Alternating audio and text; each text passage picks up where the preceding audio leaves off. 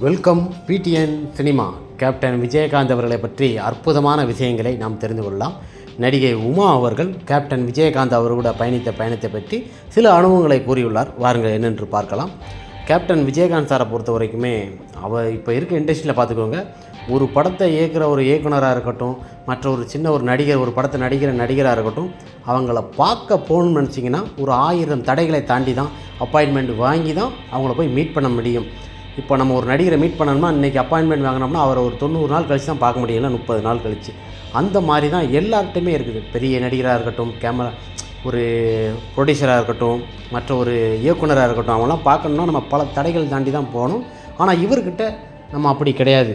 நம்ம நினச்சா அவரை பார்க்கணும் அப்படின்னு சொன்னோடனே வரலாம் அப்படின்றவார், வாங்க அப்படின்னு சொல்லி பார்க்கக்கூடிய ஒரு மனிதன். சினிமா துறையிலே எந்த ஒரு நடிகரும், மிகப்பெரிய நடிகராக இருக்கட்டும், சிறிய நடிகராக இருக்கட்டும், எந்த நடிகரும் இதுவரை இப்படி கிடையாது விஜயகாந்த் சார் மாதிரி. அது மாதிரி அவர் கூட அவர் ப்ரொடக்ஷன்லேயும் அவர் இயக்கத்திலையும் நடித்த ஒரு அனுபவத்தை பொறுத்த வரைக்கும் அவர் என்ன சொன்னார்னா, ஒரு சீனில் பொண்ணை கடத்திட்டு போகணும், அப்போ அழுகுற சீன் எடுக்கணும். அந்த சீனில் வந்து நீங்கள் ரொம்ப எமோஷனாக பண்ணுறீங்களா இல்லை நார்மலாக பண்ணுறீங்களான்னு கேட்ட உடனே அவர் என்கிட்ட ஒரு 5 நிமிஷம் சொன்னார். சொல்லிட்டு தான் எல்லா விஷயத்தையும் இது பண்ணார். நான் உடனே எனக்கு ஏற்ற மாதிரி ஃப்ரீடம் கொடுத்து நடிக்க சொன்னார் விஜயகாந்த் சார். அவர்கிட்ட இருக்கிற ஒரு அனுபவங்கள், அவர் கூட நடிப்பு திறமை, இதெல்லாம் பார்த்திங்கன்னா மற்ற யாருக்கும் வராது. இந்த குணாதிசயங்களை பொறுத்த வரைக்கும் கேப்டன் விஜயகாந்த் சார் மாதிரி யாரும் கிடையாதுன்னு சொல்லி நடிகை உமா அவர்கள் கேப்டனை பற்றி கூறியுள்ளார்.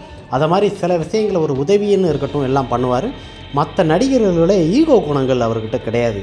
எப்படின்னா எல்லோரும் வந்து இப்போ ஒருத்தரை நம்ம மீட் பண்ணோம்னா இந்த மாதிரி வரிசையில் நின்று அப்படி பார்க்கணும், அவரை பார்க்கணும்னு சொல்லிட்டோம்னா வர சொல்லுங்க அப்படின்னு சொல்லி ஆஃபீஸ்க்கு வர சொல்லிடுவார்.